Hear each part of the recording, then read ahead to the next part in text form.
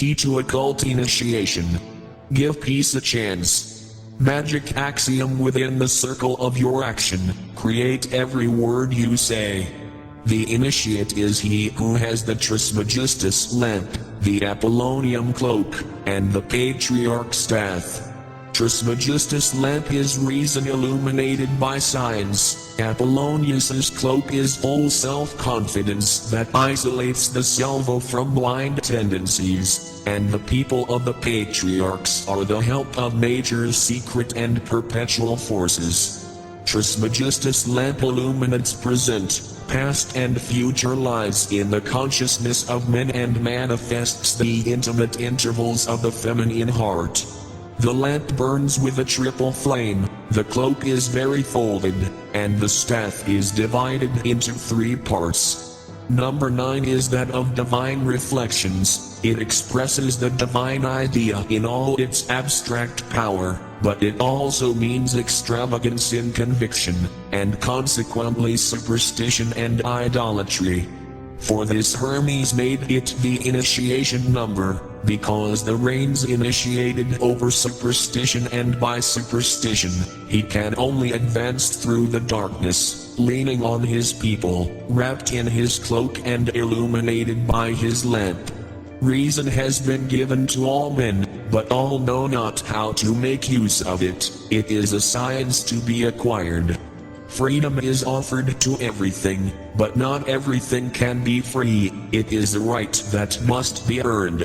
Strength is for everything, but everything does not know how to rest on it. It is a power that must be gained. We do not achieve anything without more than one effort. Man's destiny will be enriched by his wage and then have, like God, the glory and pleasure of dispensing with it. Magic was formerly called the priestly art and the royal art, because initiation gave empire over souls to the volley and the ability by ruling wills. Divination is also one of the privileges of the initiate. Now, divination is simply knowledge of effects contained in causes and science applied to the facts of the universal dogma of analogy. Human acts are not written only in the astral light, their tracks are broken in the face, they change appearance and carriage, they change the tone of the voice. Thus every man bears upon him the story of his life, which is readable to the initiate. Now, the future is already the consequence of the past, and unexpected circumstances do not appreciably alter the reasonably calculated result. The destiny of each man can then be predicted.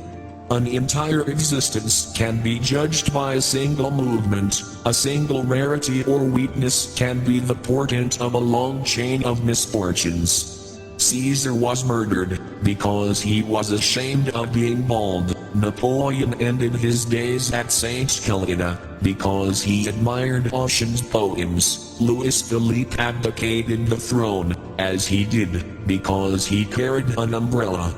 These are paradoxes for the vulgar who cannot grasp the hidden relations of things, but they are causes for the expert who understands everything and is deaf to nothing. Initiation is a condom against the false lights of mysticism. It equips human reason with its relative value and proportional infallibility, connecting it with supreme reason through the chain of analogies. Consequently, the initiate knows that no doubtful hope, no absurd fear, because he has no irrational conviction. He is acquainted with the extent of his power, and he can be brave without danger. For then he can dare to be able. Here, then, is a new interpretation of its attributes. His lamp represents learning, the cloak surrounding him, his discretion, while his people are the emblem of his strength and courage. He knows, he challenges and is silent. He knows the secrets of the future, he dares in the present, and he is silent in the past. He knows the faults of the human heart, he dares to make use of them to accomplish his work, and he is silent about his purposes. He knows the meaning of all symbolism and all religions. He dares to practice or deprive himself of them without hypocrisy and impiety, and he is silent in a dogma of supreme initiation. He knows the existence and nature of the great magical agent. He dares to do the deeds and give voice to the words he makes subject to human will, and he is silent in the mysteries of the great arcane. So may you often find him melancholy, never beaten or desperate, often poor, never miserable, persecuted often, never discouraged or conquered him. He remembers the loss and murder of Orpheus, the exile and death of Moses alone, the martyrdom of the prophets, the tortures of Apollonius, the Savior's cross. He knows the desolation in which Agrippa died, whose memory is slandered even now. He knows what toil overcame the great Paracelsus, and all that Raymond Lullio was condemned to suffer and ended in a violent death.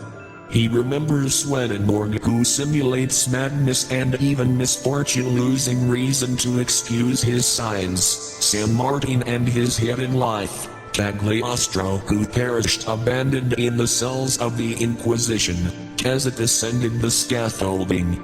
Heir to so many victims, he dares not the least, but he better understands the need for silence. Let us follow his example, let us learn diligently. When we know, we let ourselves have courage, and let ourselves be silent.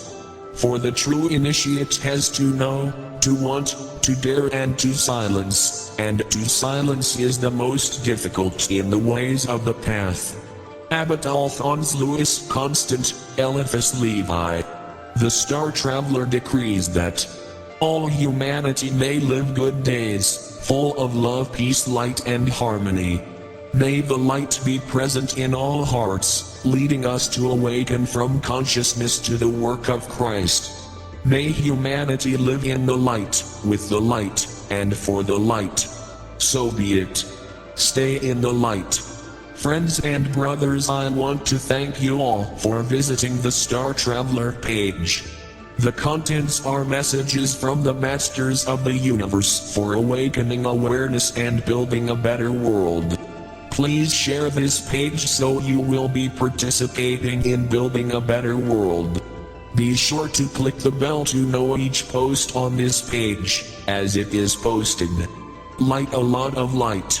Manist.